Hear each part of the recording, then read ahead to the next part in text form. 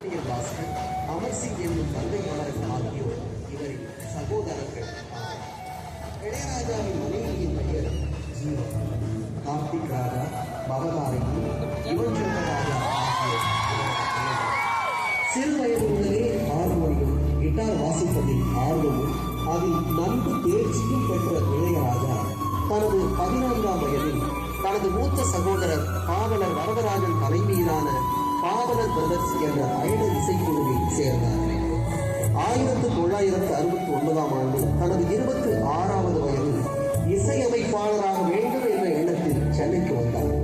அங்கே தன்ராஜ் மாஸ்டர் என்பவரிடம் மேற்கத்திய பாணியில் பியானோ கருவியையும் கிட்டார் கருவியையும் முறையாக வாசிக்க கற்றுக்கொண்டார். பின்னர் லண்டனில் உள்ள ட்ரினிட்டி இசைக்கல்லூரியில் கிளாசிக்கல் கிட்டார் தேர்வில் தங்கப்பதக்கம் பெற்றார்.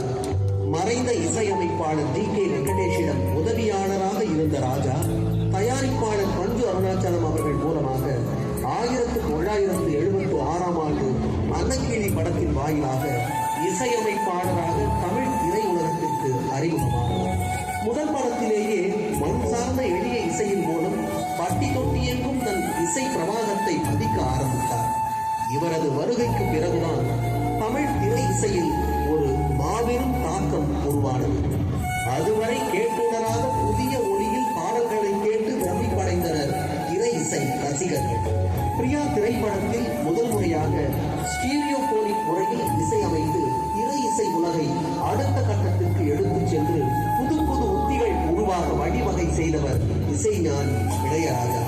அவர் இசைக்கு மயங்கா உயிர்கள் இல்லை எனும் அளவிற்கு உலகெங்கும் பரவியது அவரது இசை.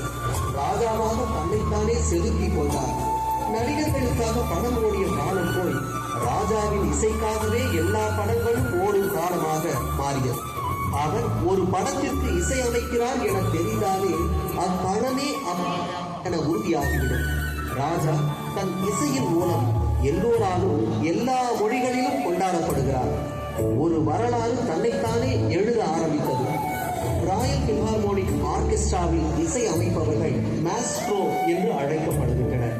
நம் இசை ராசா மாஸ்ட்ரோ என்று அழைக்கப்பட அது அந்த சொல்லுக்கே பெருமையை தந்தது. ஒரு மாதத்தில் 56 படங்களுக்கும் ஒரே நாளில் 20 பாடல்களுக்கும் இசை அமைத்து இமாலய சாதனை புரிந்தவர்தான் நம் இசைஞானி இளையராஜா அவர்கள். இந்திய அரசின் உயரிய விருதான பத்மபூஷன் விருதும் 4 தேசிய விருதுகளையும் வாங்கி இந்திய சினிமாவுக்கே பெருமை சேர்த்துள்ளது மட்டுமின்றி தன் 33 வயதில் இசையமைப்பதை துவங்கிய இளையராஜா இன்று 1000 படங்களுக்கு மேல் இசையமைத்து உலக அளவில் எவரும் நெருங்க முடியா உச்சத்தை அடைந்து சாதனை படைத்திருக்கின்றார்.